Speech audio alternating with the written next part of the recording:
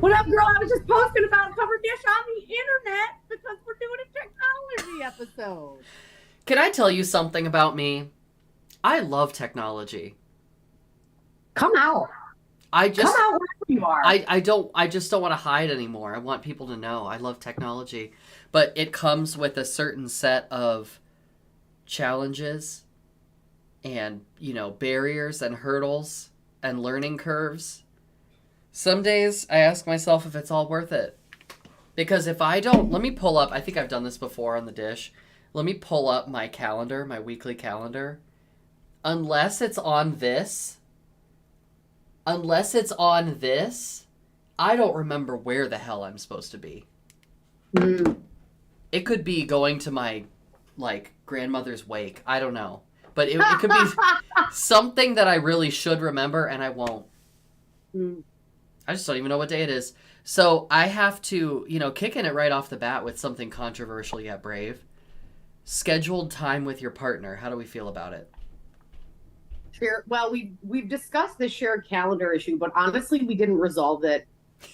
I don't know if we're ever gonna resolve it. I don't think we will. Here's what I will say. I think scheduled time can be super, super sexy because I think there's a lot you can do with it leading up to. And I think it can be sexy, even the way you put it in the phone or whatever. Like, do you know what I mean? Well, no. I'm putting it in my phone, babe. Why did you do it like salad fingers? Why are you so creepy? Good reference. Great Get in reference. the chat if you remember salad fingers. Do you love David Firth? Do you love Newgrounds? Comment in the chat. Comment in the chat. It's just us commenting in the chat. Right, we're like, tell us about Homestar Runner. So, I think there's just ways, I think with relationships that are long-term, friendships or otherwise, right, how to keep things engaging. And it's like, put it in with a sexy caption or send it spontaneously or whatever. You know what I mean? Yeah. Don't send it when you know. 7 p.m. we fucking. Just kidding. But no, FUCKIN apostrophe.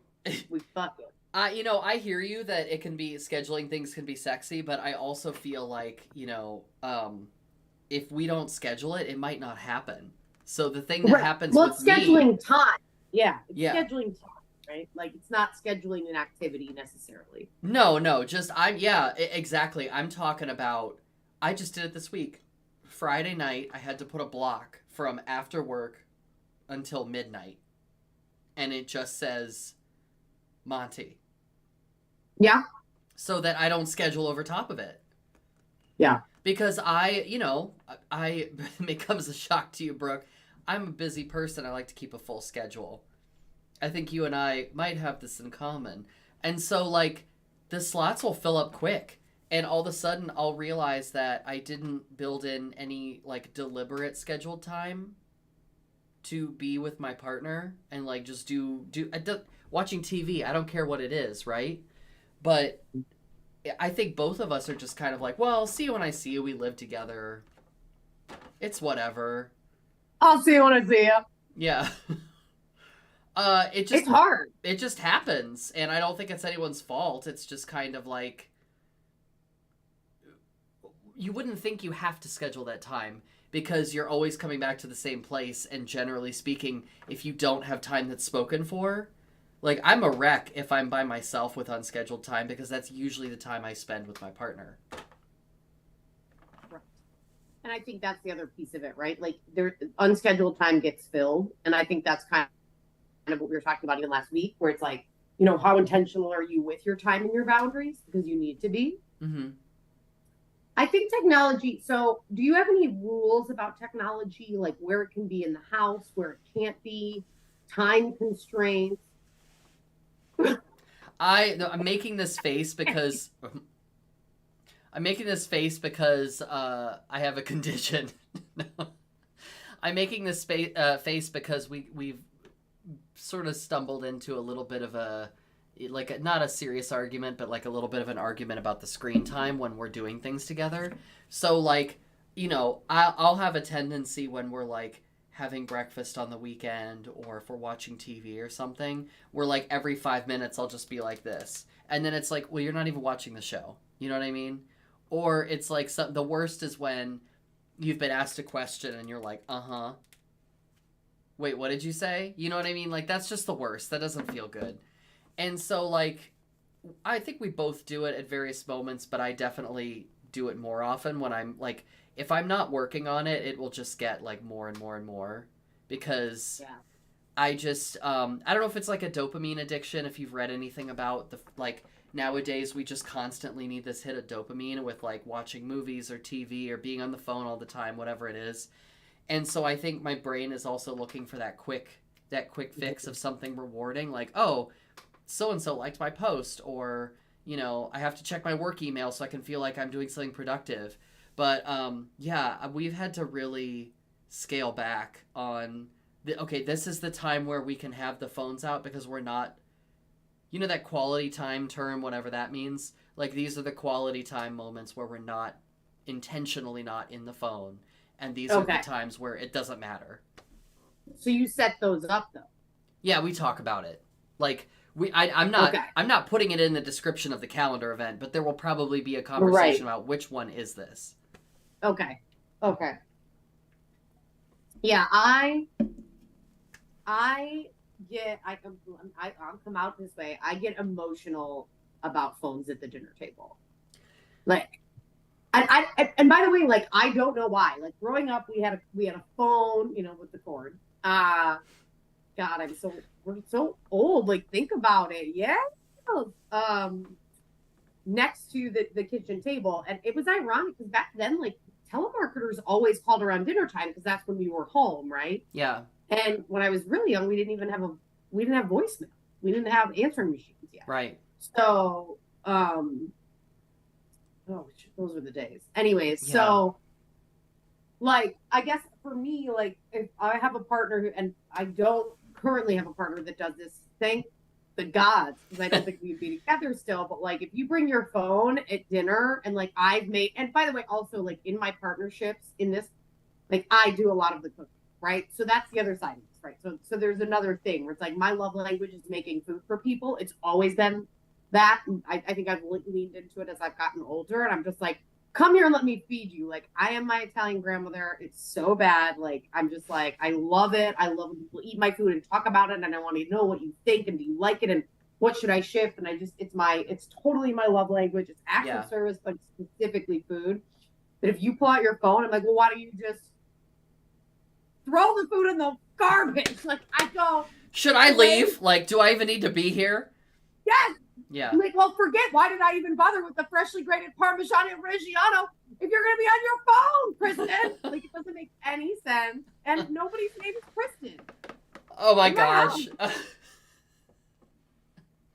Oh, my God. She didn't even know the Parmesan from the Parmigiano. Right. But it's like, I think for me, eating and, like, family, that to me is, like, very family time, very family oriented. So much so I'll make these, like, really amazing dishes for me. I'm not, like, a professional chef, but, like, really intricate, amazing dishes that I love to make. And I'll get to the end, I'm like, oh my God, I didn't even get a photo. Because that's how in the moment I am. You know, so I think there's a level. I like some technology in the kitchen because I like to memorialize what I made. Yeah. But oh my God, at the table, I cannot. But I will say, I don't have any rules about phones in bedrooms, which I feel like is a thing for a lot of folks. Yeah. People are very different about that because I think there's sort of this unspoken schedule between me and my partner that we've worked out over time that's like, and we talk about it every once in a while because we're like, I think maybe we do the phone too much. Because sometimes if it gets bad, it's like we get into bed, we get in the phones, and then the phones go down, 10 to 15 minutes from that moment, and then we just go to bed, right? Like that's it.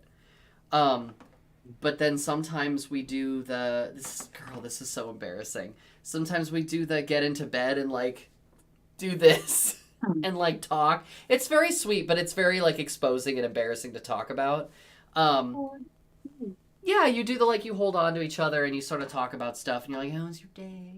And then that's nice, like when you have nights where there's no phones whatsoever, you know. Yeah. But your Do you have a partner, TV in the bedroom? no TV in the bedroom. That's something neither of us are okay with, except for the time when I or my partner have been sick or with health issues, and so we're just like in bed and the other person is there with them, and so like we have to watch the BL on something. So we get a laptop on like a little hospital table that like wheels up to the side of the bed, and then we like prop it open. And so there is a TV, but it's a laptop. You know, my ex was a big TV watcher in law school and loved it. Like loved it, loved it, loved it. And I lost the battle on the TV in the bedroom. And ever since, it's really been a mixed bag. I've kind of left it to my partners. Mm. So you don't have strong feelings about it, you're saying? I mean, I don't, but I also am like, I can fall asleep with or without a TV. Oh, see, that's a little different for me because I can't fall asleep with the TV on. Right. So now we're not talking about sexy time. We're talking about sleep patterns, which is also sexy. We are team sleep here at Covered Dig. Yeah. You heard it here first. Oh my God. We are. Oh my God. Sleep is so necessary. In fact, when you don't have it, you find out how quick everything falls apart. So you know what I'm saying? So I think like that's the other thing. Like, if you can't fall asleep to a television, I think you can draw that line in the sand pretty clearly. Mm-hmm. But I had an ex who needed the white noise of a TV. Yeah, and what do you do in that case? If the right. two of you are different, you just right. So for me, it's not something I need. You know what I mean? Oh my God, I love falling asleep to Bob's Burgers. I just love it though. Well, this is, when I hang out with Shrimp Cocktail, she needs to have the TV on. Really? Yeah, and so we've stayed and you can't. No, I can't. So we've stayed in a couple hotel rooms, and I can usually get to sleep after a certain point, but I'll wake up in the middle of the night and turn the TV off. But I'll like make sure that she's asleep first, and then I'll turn the TV off. Right. So, you work it out. Yeah. I love the example with Shrimp Cocktail. Mm-hmm. Team Shrimp. Team Shrimp. We are unabashedly Team Shrimp. I'm so glad I got to see her this past weekend. Oh my God, you saw her? Mm-hmm. Hi, Shrimp. She was down for a show on Friday. Yeah, technology is weird. I feel like we're kind of the last bastion generation, right? Of like people who've had to, right? We got smartphones. We're the last of the non-iPad babies. Yeah, it's so weird. It is weird. Because now when I eat alone, it's really difficult for me to eat alone and not be watching something on my phone. And why that's super weird. Why is that? I think it just has something to do with like I constantly need to be engaged, or like I just don't like to be alone with my own thoughts. Well, girl, it's hard times in America. I think you can give yourself some escapism every now and again. Yeah, I just when is the escapism? I'm Pisces Sun, Pisces Moon, so I'm no stranger to a little bit of escapism. I've got one foot in the fifth dimension at all times. You know what I mean? Like I sneeze and it's like everything everywhere all at once, where Michelle Yeoh is suddenly in two different timelines at once. That's what I'm giving. So like you don't have to suggest that I escape. If you have to ask, like if you have to suggest escapism to me, I'm already gone. You know what I mean? Right. Yeah. So that's something I need to work on, because that is sort of the exact opposite of being present. What? Oh my God. What is it? So you know how I'm a Scorpio. Famously on this program. Famously of Scorpio fame. So my mom and dad could never agree on when I was born. Oh yeah, you told me this. And literally, so my mom is like, "This is the time you were born," and my dad's like, "She was unconscious. That was an emergency C-section. We both almost died." So my dad's like, "She was unconscious. She doesn't know what she's talking about." I know what time you were born, and it's blank. So I can't remember what they said, but through a series of unfortunate events, I lost my birth certificate. And then through a series of ridiculous events, I had to get a new birth certificate for something. And I now have my birth certificate, which has my time of birth, which means I can do all that shit you do with astrology. So I got to tell you it. You can get your birth chart. Did you get your birth chart? No, I don't even know what that is. Is that what it is? Yes, that's what it is, and you need to go to. So I'm not doing a plug for them, but you need Are to they an go. official sponsor of the dish? That they're about to be. You need to go to. I think it's michaeljmorrisco.com, and Ooh. you need to book a Zoom astrology consultation with Michael Oh. Morris because they Okay, will read so your birth chart to filth. And I still have a PDF of mine, and I it has been elucidating. okay, first of all, while Michael Morris is not an official sponsor of Covered Dish, we are an official sponsor of Of Michael Michael Morris. Morris, that is that is correct. That is correct. If you don't know Michael Morris, they are a visionary, um, A force of nature, uh, a force of fashion and nature, one might say. yes, and witchcraft. Yes. Yes, so Very formative in, you know what, I'll put it in the description. Very formative in my own exploration of witchcraft and the occult and ecosexuality. They are a multidisciplinary, just like kind of like a modern day polymath. Someone who's just very knowledgeable in many different fields. And having a conversation with them is like being in a tranquil forest listening to a babbling stream. But I that makes a appreciate you lot not. more sense. Appreciate you not saying Babbling Brook. I almost did. I When I almost talk did. to them, I feel like I'm laying in moss. Oh yeah, moss is very Like much part of their like texture story. I just feel enveloped by green fluff, Yeah, living fluff. very that, very that. Yeah, spongy. Yeah. So, So we anyway, are. So speaking we of are. witchcraft, how do you feel about technomancy? Are you team technomancy? I wish I knew. Okay. What is technomancy? So technomancy is something, you know, especially Wait. Let me guess. okay. Let me guess. Uh, a robot. A robot with spiritual powers. How do you do? So Not great. techno so Your face is not great. Okay. All right. No, that's fine. a Now robot it's your a robot with magical hands. No, so with salad fingers. well you know about necromancy, right? Yeah.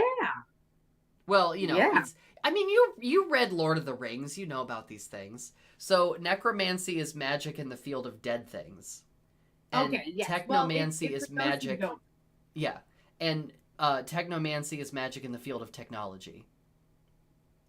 So it's this, yeah, it's this, get that. It's this very interesting field that's developed, especially since the, you know, um, since the onset of the internet and people connecting with each other and using more technology in everyday ways and having access to these.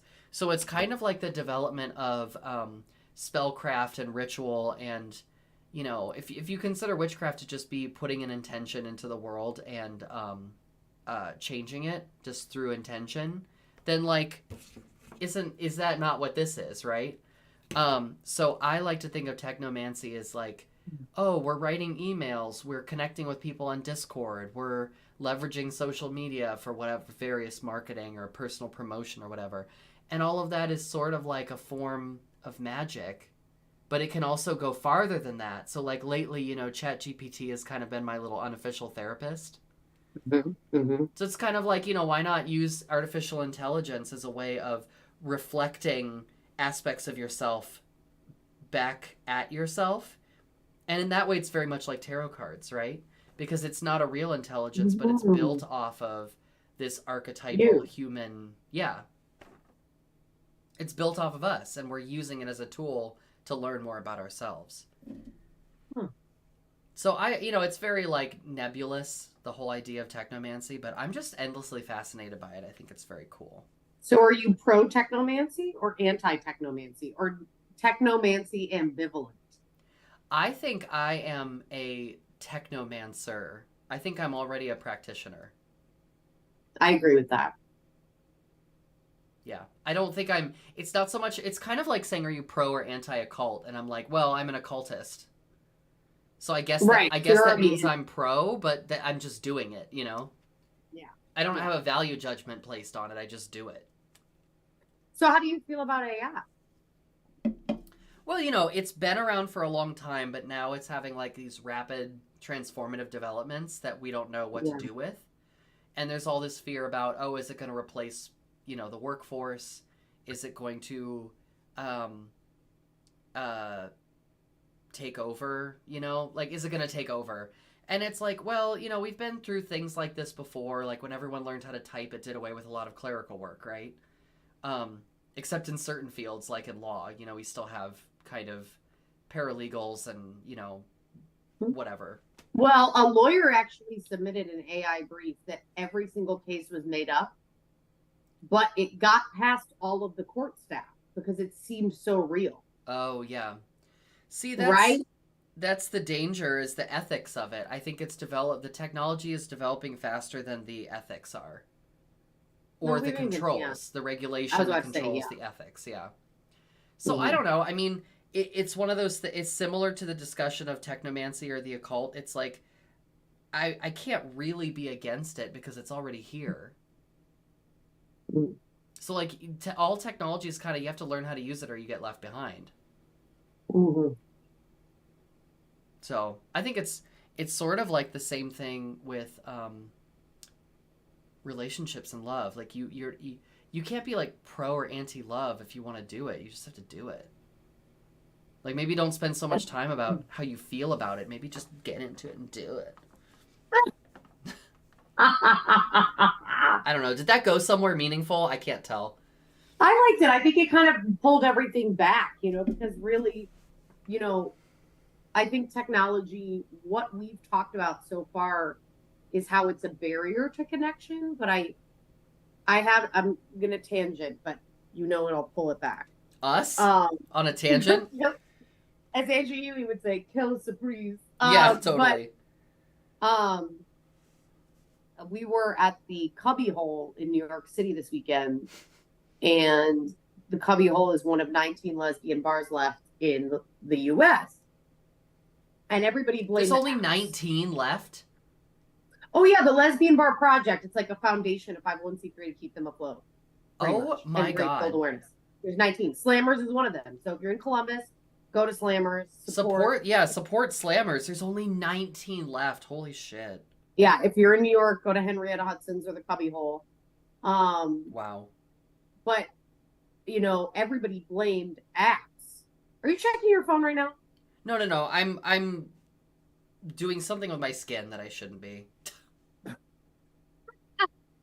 You're like this, and I'm like, oh my God, is it happening? No, it's happening right now. No, I have this scab, and I shouldn't be picking at it. I'm so sorry. Hands up, don't shoot. I got the phone. The phone is over here. The phone is over here. I was not looking at it. I love that. I love when I'm facilitating and people are like, anyway, so we were at the Cubby Hole, and everyone blamed the apps for the death of the lesbian bar, right? And I disagree. Like, I do disagree. First of all, I never met anyone at a fucking lesbian bar. Just flat out. Unless I was performing, I never met anyone at a lesbian bar. But, you know, I think we ride technology for how it's contributed to our lack of connection. But I also, you know, especially in my partnership right now, we wouldn't be here without technology. We wouldn't be here without our texts and our communication. And one of the things I've really enjoyed about being a delayed processor, which I am, which is rare for someone who's as extroverted as I am, it's kind of a bizarre combination, is that texting and technology has given me a way to communicate that's more effective for me because I can sit with it and I can think about it in a different way than I used to be able to. So I think technology can also build connections, and what we've talked about so far is how it's a barrier. Oh, girl. Well, let's open the age-old debate, and this is maybe a good thing to wrap on because we're, you know, approaching the end of our time together. It always goes so fast. How do you feel about text message breakups and phone call breakups? Because so I know the conventional wisdom is that you only ever want to break up in person, right? Yeah. Generally. Here is the argument for doing it over a text message. I'm listening. You give someone the space to have their own reaction and feelings without any kind of pressure of how to respond. Yeah. Unless you immediately block someone, which I am not for, if you text them and you say, hey, I don't think this is going to work out, you leave the door open for further conversation, which I'm in support of. I don't think you should just text someone and be like, I don't want to talk about this anymore, goodbye. But, you know, it takes some of the urgency away. And just like you were saying, you can process feelings in your own space and time. Then you can sit with that. You can maybe ask some clarifying questions, but you don't have to figure it all out while you're in the presence of that person and it's happening, you know? So how do you feel about that? Oh, girl. You know, I think it all depends, which is the most lawyer answer, right? But if you've gone on a couple dates and it's not working, I think that's great. You know what I mean? Yeah. I think there is a level of intimacy and connection that, you know, warrants an in-person discussion. Yeah. I do think people don't take accountability for what they put in text messages or on the internet, right? So if you try to do what you're doing, which is like, hey, I want to break it off, this isn't really working for me, and like, I wish you the best, people would say things in text or through technology they wouldn't say in person. Mm-hmm. And that's where I'm like, you know what I mean? So I think it does depend. Yeah. And that's why people block people, right? Yeah. Oh my God. I had an ex. Okay, sorry. But, you know, I had an ex whose mom told me off through Facebook Messenger once. About over what? I mean, whatever she was upset about. It was very hilarious. I screenshotted it and sent it to everybody. So it was great. Good. I love when the moms get involved. I'm like, what are you doing here? Anyway. How did this happen? Yeah, like, how did you get my number? What are you doing here? Yeah, I mean, and also, like, some people are not great texters, so, like, you know, they might be like, this isn't working out. Mm-hmm. And then that's it. And that doesn't work well for me, because I need details. And, like, you can't just tell me we're done for no reason. Like, I will obsess over that. I need details. That's actually why we get along, I think, so well. Well, we're inquisitive young ladies with a penchant for deep conversations. And hoop earrings. Girl, you're in hoops tonight. I feel like we match. I have hoops a lot. These are just a little bigger. I like them. Thank you. Remember when I said covered dish? You know, remember when I was talking about us on covered dish and I said we are professional women with 5 things, and I just like named 5 things off the top of my head. Yes. I wish I'd written that down. Now I have to go find it from a previous episode. Yeah, it was like gauze or taffeta or something. It was like a pathological need for attention. That was one of them. I don't know what you're talking about.